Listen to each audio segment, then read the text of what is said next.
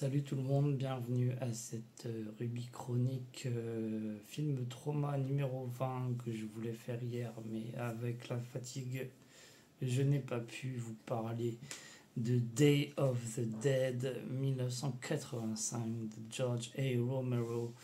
Il faut savoir que du coup ce film, Le jour des morts vivants, est la troisième partie d'une trilogie initiée en 68 avec le cultissime La nuit des morts vivants en noir et blanc, suivi de 10 ans plus tard Dawn of the Dead, autrement appelé Zombie, qui a également révolutionné le genre du film de zombie, qui a naquit dans les années, on va dire 40, avec I Walked with the Zombie de Jacques Tourneur, où le réalisateur français retournait aux sources du mythe haïtien du zombie, c'est-à-dire quelque chose lié au voodoo. Et en 68, avec La nuit des morts vivants, on ne sait pas trop quelles sont les origines de cette épidémie de zombies. On en sait encore moins en 78 avec Dawn of the Dead, étant donné qu'on est plongé directement dans un chaos sociétal et un survival absolument saisissant, parabole de ce qui ne va pas dans la société de consommation. Donc les deux films de la première trilogie de Romero sont visionnaires et sont chargés politiquement.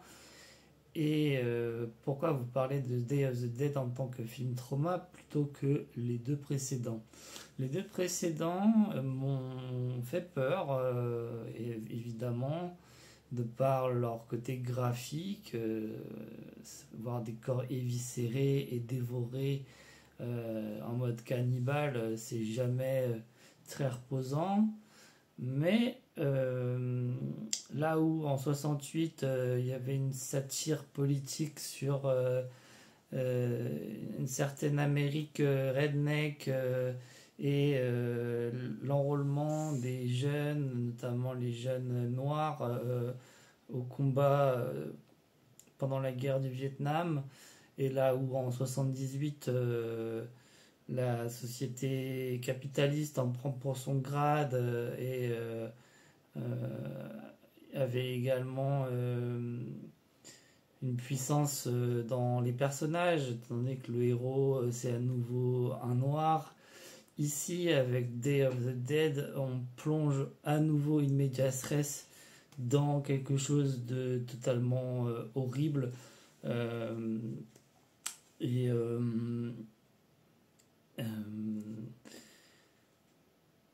ça commence par un homme qui erre dans la ville et dans laquelle il se retrouve perdu, puisque le monde est dévasté déjà et les zombies n'ont pas un traitement similaire aux films de 68 et de 78. Dans cette deuxième partie de vidéo, je voudrais vous parler de ce que j'ai récolté comme information grâce au podcast canadien anglophone Sleazoids. Ils ont analysé Dawn of the Dead suivi de Day of the Dead.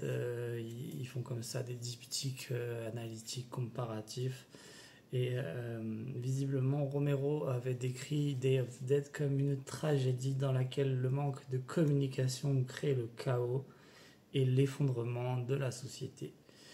Les animateurs du podcast font une grosse comparaison avec The Crazies, parce qu'il y a une dimension scientifique fou dans les deux films.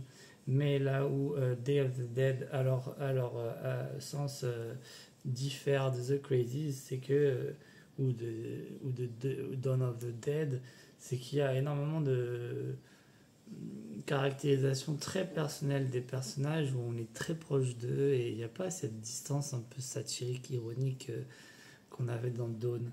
Et le film commence effectivement, il n'y a pas besoin de réintroduire ce que c'est un zombie, on le capte direct par la diégèse Il n'y a pas de scène d'exposition un peu longue. C'est directement dans le vif du sujet, dans le boyau du sujet, parce qu'en fait le film il est tripant dans le sens on voit des tripes, je suis drôle. Et le film dépasse la dépiction de zombies en tant que monstres. Ils deviennent des spécimens, objets d'étude. Et dans la confection de Day of the Dead, Romero a dû cutter énormément de trucs du scénario à cause du budget qui s'est vu réduit par la production. Alors qu'en fait, initialement, Romero voulait faire un long film de plus de 2 heures, voire même un film de 3 ou 4 heures, qu'il avait surnommé le Autant en emporte le vent des zombies. Et c'est un film qui est traumatisant parce qu'on voit que derrière les zombies, il y a des humains en fait. C'est pas juste des bestioles qu'on doit headshot ou autre pour les neutraliser. On a vraiment quelque chose de puissamment évoqué dans ce film de Romero.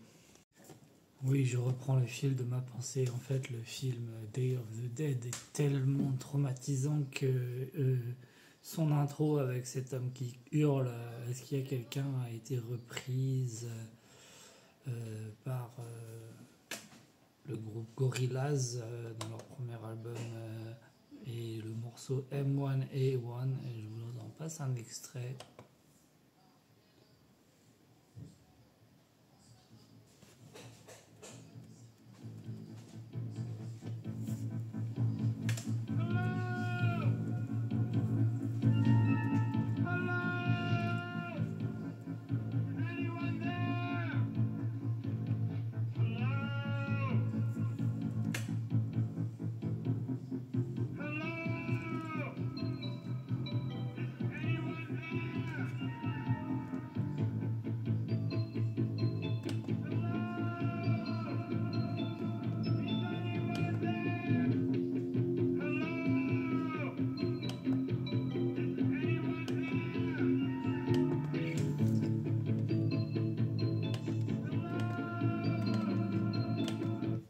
La musique originale a été composée par John Harrison.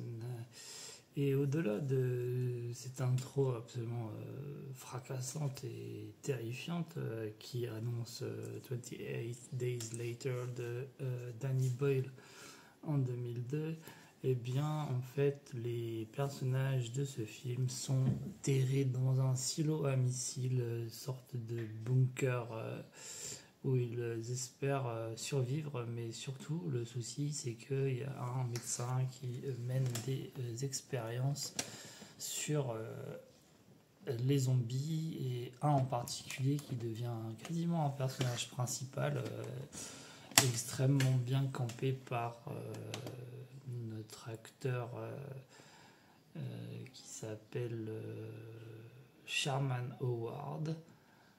Et il y a une dimension Frankenstein, une dimension origine de la science-fiction, parce qu'en fait Day of the Dead va au-delà du survival, il est dans le registre du post-apo, et le post-apo, il n'y a pas à décrier ce genre, il est absolument terrifiant si on y réfléchit bien, parfois peut-être plus que des effusions de gore gratuites.